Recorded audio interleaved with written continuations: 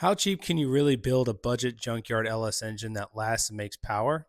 In this video, we're going to break it all the way down and I'm going to show you dollar for dollar how much it costs. Let's get to it.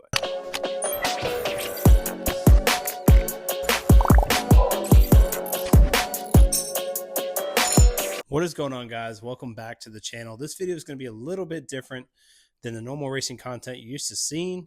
I got over here is my Ford LTD 1984 LS swapped single turbo power glide street strip car, I guess if you want to call it that.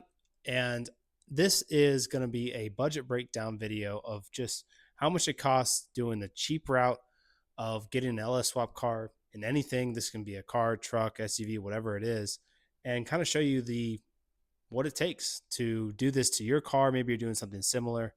And I want to go over everything as far as the engine's concerned and show you just how much it costs to do it. So let's get right into it. We're going to start off with the block itself. So I found a LC9 5.3 on Facebook for the block itself, just a short block, for $300.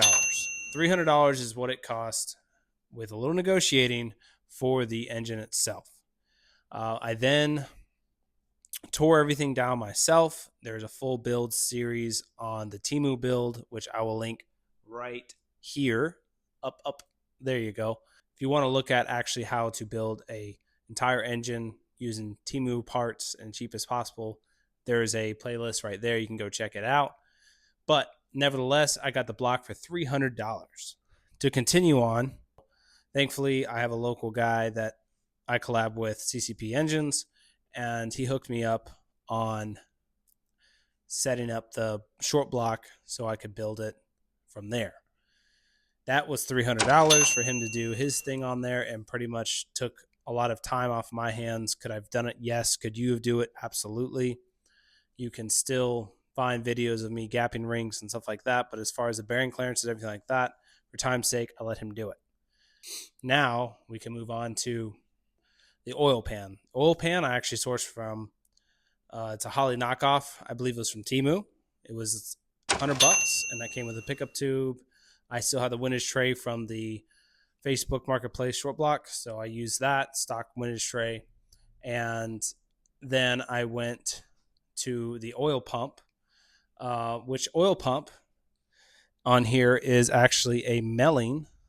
There's a whole different series on the issues I had with the oil pump, but I originally started with a 102.95 high pressure standard volume, I think, and then I went to a 102.96 because I was having oil pressure issues, and that did not seem to fix it. There's a whole, go check out my previous videos, like 3 of them I made on trying to figure out the issue, but needless to say, I tried 102.95 and 102.96 Melling oil pumps and figured out the issue.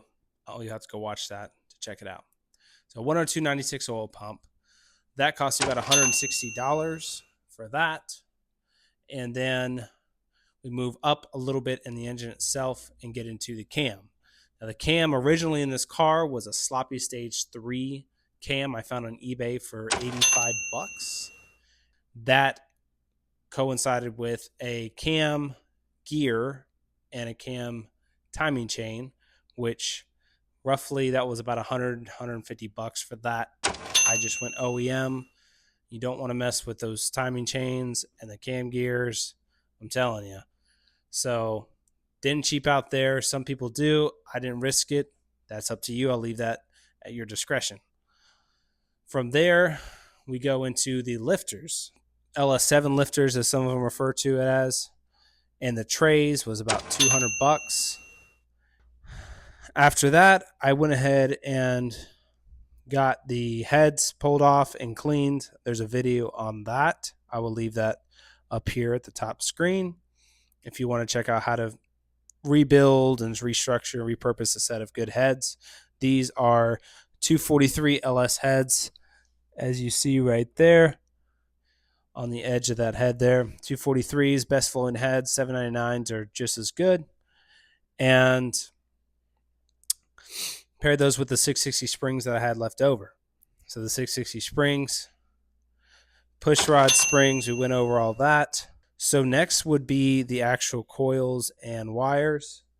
The coils and wires were about $325. The actual water pump itself, that's an LS3. Notice the neck of it coming straight out versus up top there. I found that on eBay for 70 bucks. Valve covers as well, I will cover that. The valve covers were 80 bucks on Temu, and I just had a local buddy weld some bungs in there for my catch can, which is over in the corner there. And then on the valley cover, that was an Amazon Gen 4 valley cover. I think that was 45, 50 bucks. Yeah, 45 bucks for that. So the actual sensors themselves, I'm talking crank, cam, fuel pressure, oil pressure, IAT, GPS sensor, all those sensors combined. I would stick with, if it doesn't come with the short block that you get or long block that you get, then I would source the OEM or something equivalent from like an O'Reilly's or Advance. That is roughly going to put you in the $300 range with all the sensors that you need for the long block itself. And then we get to the top of the motor, which is by far the best looking in my opinion.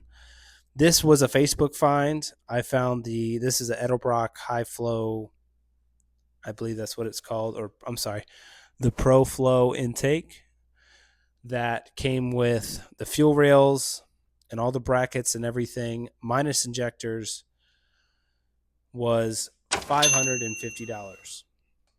The injectors are Bosch 210s. Your injector will be relative to what power you're making, so that can be more or less, but the injectors I found are, I believe, Carter Motorsports, and those are $450. Typically an injector is $100 an injector, so if you have a V8, $800. These were flow matched. You have to have flow matched injectors. I can't say it enough. Don't buy the cheap $300 for 8 on eBay and not know the flow numbers on those, because that will literally blow up your engine and you'll be scratching your head if you're new to this, wondering why the heck your engine's blown up. And it's because one of your injectors was 10% over. Just get flow match injectors and pay the extra money for it. That's something you don't negotiate. Do it. And odds and ends, miscellaneous belts and tensioners, everything like that, you're looking at another $200, $150. Water pump spacers, I got a manual tensioner there. Did a video, last video on that. Spark plugs and boot covers, 50 bucks with the covers. So let's total that up and let me show you how much it costs to do a cheapest possible, relatively, Junkyard LS build that'll last. This is going to the track literally in 7 days, and I'll be recording, make a video coming up. So stay tuned for that. So if you haven't subscribed to, please consider subscribing. I really appreciate that. We're trying to get to 10,000 by the end of this year, and every single one of you watch this can contribute by freely hitting the subscribe button. So I went ahead and did the liberty of writing everything down just to recap for you. This is the build cost of everything. And you see the total there, plus or minus $32.75.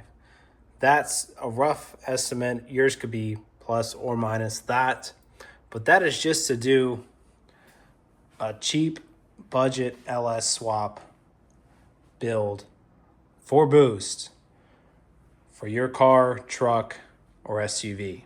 So the next video will be actually going down track, making rips in this thing. What do you guys think this thing will run? I'm very excited. I have a tune-up ready to go. It's just been waiting for the track to open, and it's finally open. So we're gonna see how fast this cheap as possible build can really go. Thank you again, as always, for stopping by. If you're new to the channel, consider subscribing. Drop a like. If not, appreciate you anyway for tuning in. And as always, first link in the description, jdracing.shop for your merch, stickers, hats, accessories, everything in between. And I will see you guys on the next video in the driver's seat, making rips and seeing how fast this thing will go.